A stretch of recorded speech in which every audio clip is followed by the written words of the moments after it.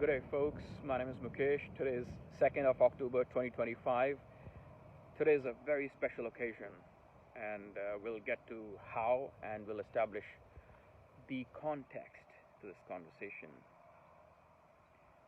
The burning question, or the burning issue, or the burning problems we have at our hands is the menace of Middle East, whatever is going on.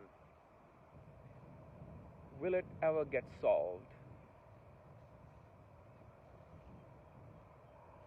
And this has been happening over millennia, over thousands of years, but the problem still persists, and it's getting worse. It's getting far worse, and it's far more perverse than we could imagine. What happened on 7th of October. It was not just an act of terrorism, but it was an act of perverse form of terrorism, or perverse form of, a will that was imposed. And what we are seeing in response is a perverse form of revenge. So it's, fighting perversion of one kind with perversion of other kind. It will never lead to any good outcome. It'll lead to more perversion. So perversion plus perversion is more perversion, and perversion into perversion is exponentially more perversion.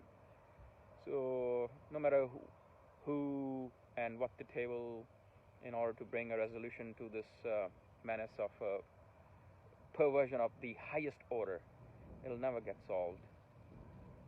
And for that we need to look at the history, the beginning, the rise of where it is actually seated or rooted. That's where we need to look at. And the menaces amongst Jews, Christians, and Muslims.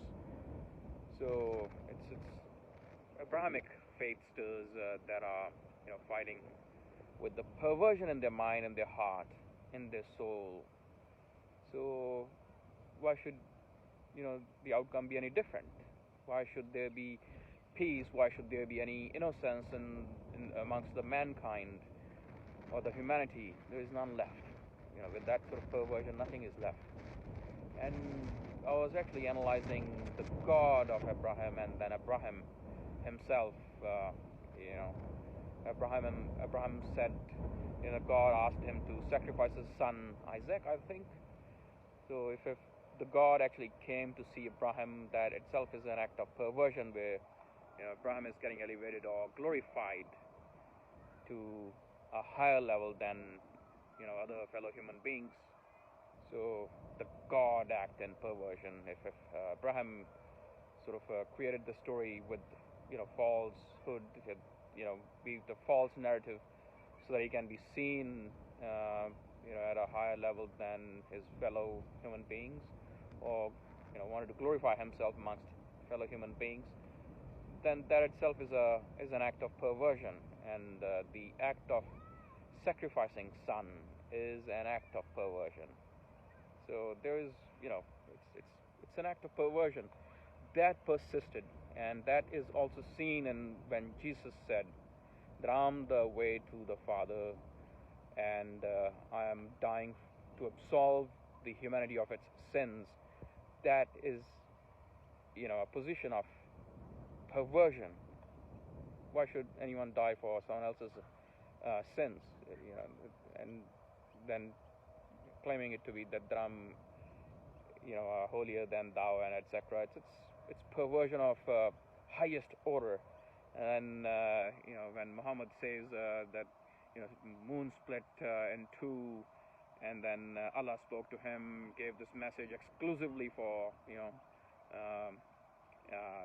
those who submit their will to the God, that's an act of perversion. Then marrying such a young kid at the age of 9 when he was about 50 years old is an act of perversion. And this whole concept of jihad is an act of perversion. So when the seed itself is made of perversion, the tree that will come out of the seed will be of perversion. The fruits, the flowers that will be coming out of that tree will be of that of perversion of the highest order. So, do you think now that this whole conflict which we are seeing will it ever get resolved?